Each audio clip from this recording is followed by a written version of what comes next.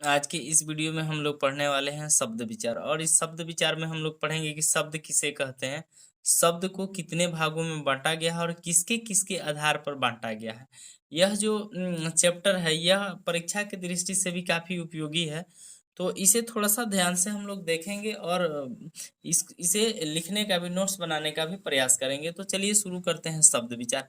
सबसे पहले हम जानते हैं शब्द। इसके पहले वाली वीडियो में हम लोग वर्ण के बारे में पढ़े थे। यदि आप उस वीडियो को नहीं देखे हैं तो जाके उसे देख लें।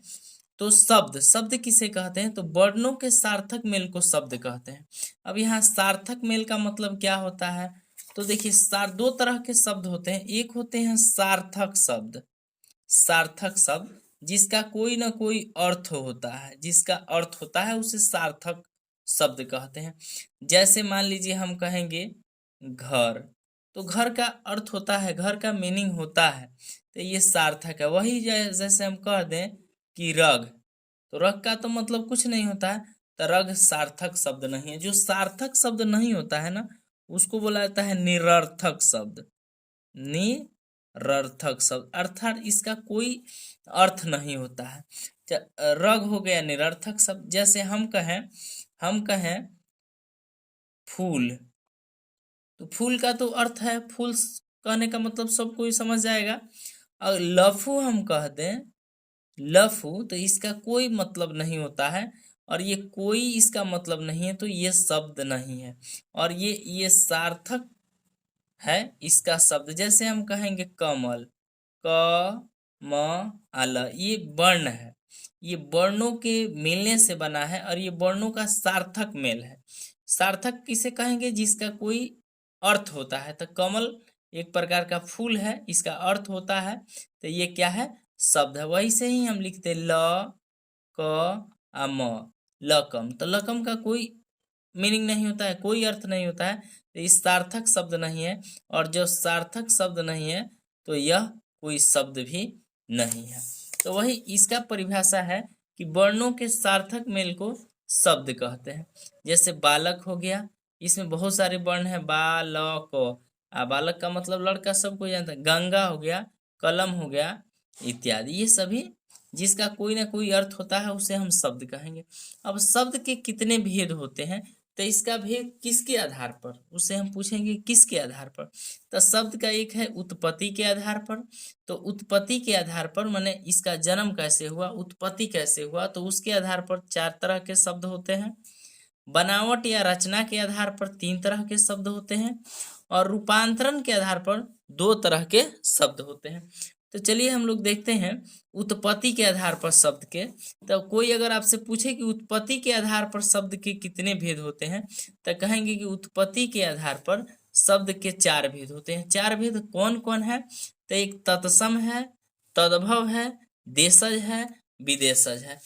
तत्सम ना, तत्सम का मतलब होता है तत्सम, तत् का मतलब होता है उसके, सम का मतलब होता है समान, उसके समान ना। तत्सम का मतलब होता है उसके समान, तो किसके समान, तो संस्कृत के शब्दों के अनुसार। तो कुछ ऐसे शब्द संस्कृत के हैं जो हिंदी में हूबहू प्रयोग होते हैं, माने संस्कृत के शब्द हैं हूबहू हिंदी में प्रयोग होते हैं। जैसे हम कहेंगे गृह, तो गृह संस्कृत का शब्द है लेकिन हिंदी में भी प्रयोग होता है। जैसे हम कहेंगे बालक, तो बालक संस्कृत का शब्द है लेकिन यह सेम टू सेम हिंदी में प्रयोग होता है, तो इसको कहेंगे तत्सम। तो ऐसे संस्कृत के शब्द जो हिंदी में हूबहू प्रयोग में आते हैं उसे तत्सम कहते हैं। यहाँ देखिए इसका परिभाषा देख लेते हैं। संस्कृत के ऐसे शब्द जो हिंदी में हूबहू प्रयोग किए जाते हैं उसे तत्सम कहते हैं। जैसे पुस्तक हो गया, पुस्तक संस्कृत का शब्द है और हिंदी में प्रयुक्त होता है, तो यह तत्सम है। पुष्प हो गया, रात्रि हो गया, अग्नि हो गया, ऐसे बहुत सारे शब्द हैं जो संस्कृत के हैं लेकिन हिंदी में प्रयुक्त होते हैं, तो उसे तत्सम कहेंगे। तद्भव, तद्भव कहा जाता है तत्सम शब्द के बिगड़े हुए रूप को तद्भव कहते हैं। माने इसको हम लोग, संस्कृत का शब्द है, बिगाड़ के ना हिंदी में प्रयोग करते हैं तो उसको तद्भव कहते हैं। संस्कृत के बिगड़े हुए रूप को या तत्सम के बिगड़े हुए रूप को क्या कहते हैं, तत्सम। जैसे पुस्तक जो है तत्सम है, संस्कृत का है।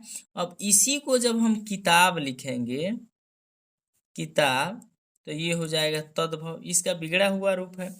पुष्प है, इसी को जब हम लिखेंगे फूल, तो फूल हो गया तद्भव और पुष्प हो गया तत्सम। रात्रि है, तो इसका बोलिए क्या हो जाएगा, तो इसका तद्भव हो जाएगा रात। और अग्नि है, तो इसका हो जाएगा आग ना। तो तत्सम और तद्भव समझ में आया होगा। आगे देखिए, आगे जो है वह है देशज। देशज किसे कहते हैं, तो जिस शब्द की उत्पत्ति अपने देश में हुई है ना, जो अपने देश की बोलचाल में ज्यादा प्रयुक्त होता है, ऐसे समझिए कि ऐसा शब्द जो खांटी एकदम देहाती टाइप का हो, वह देशज है ना। जिस शब्द की उत्पत्ति अपने देश में हुई है उसे देशज कहते हैं। जैसे लोटा, एकदम देहाती टाइप का शब्द लग रहा है। थरिया, डिबिया, भात, पगड़ी, ये जितने देहाती टाइप के शब्द हैं उसको हम लोग क्या कहते हैं, देशज कहते हैं।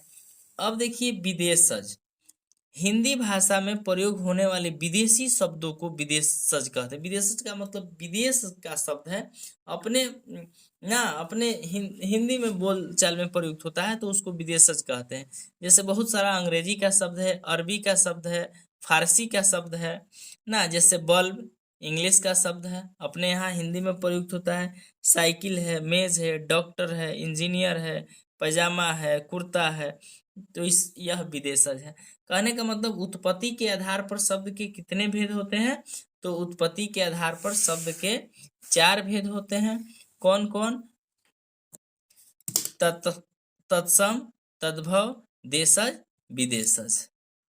नेक्स्ट जो है वह है बनावट या रचना के आधार पर ना। बनावट या रचना के आधार पर शब्द के कितने भेद होते हैं, तो इस जो बनावट या रचना के आधार पर शब्द के 3 भेद होते हैं। कौन कौन, रूढ़ शब्द, यौगिक शब्द, जोगरूढ़ शब्द। तो याद रखेंगे, बनावट या रचना के आधार पर शब्द के 3 भेद होते हैं, रूढ़, यौगिक, योगरूढ़।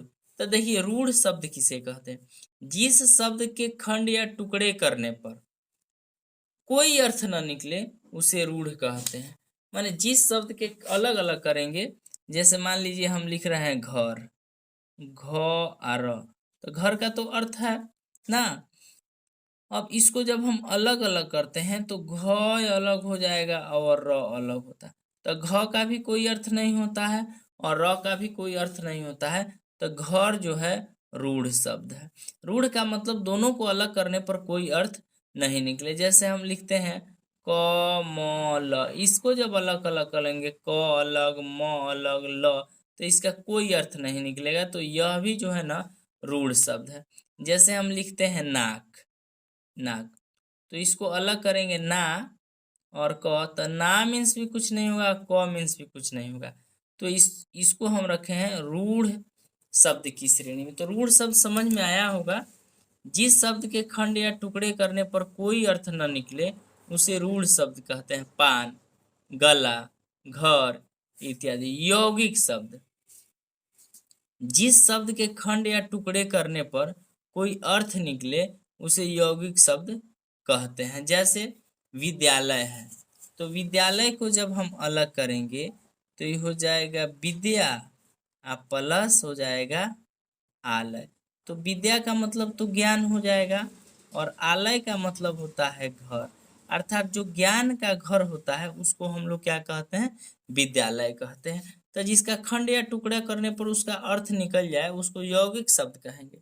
आज जिसका खंड या टुकड़ा करने पर अर्थ नहीं निकले उसे रूढ़ शब्द कहेंगे। वैसे ही देव मंदिर है, पुस्तकालय है, इसको अलग अलग करेंगे तो अर्थ निकल जाएगा। तीसरा है योग रूढ़ शब्द, ऐसे यौगिक शब्द जो साधारण अर्थ को छोड़कर विशेष अर्थ ग्रहण करे उसे योग रूढ़ शब्द कहते।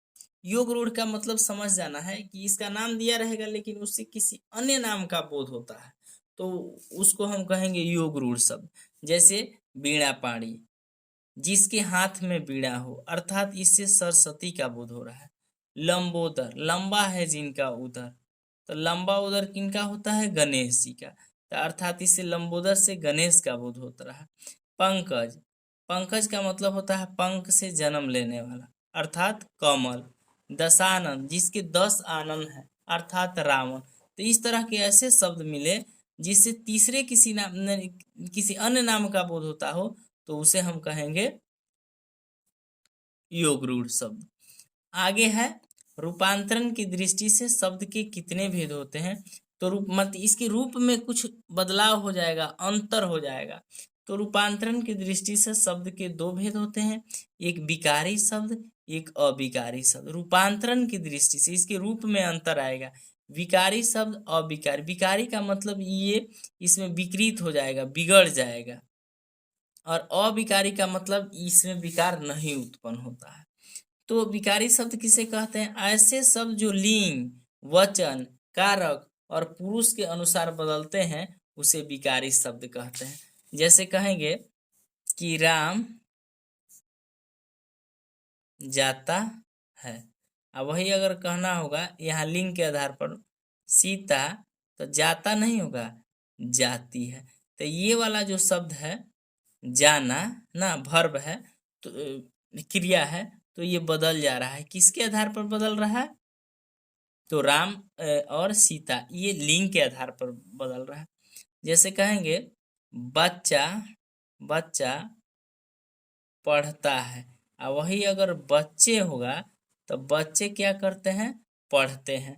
तो ये वचन के आधार पर बदल रहा है। तो जो शब्द लिंग, वचन, कारक और पुरुष के अनुसार बदलते हैं उसे विकारी शब्द कहते हैं। ऐसे शब्द 4 तरह के हैं।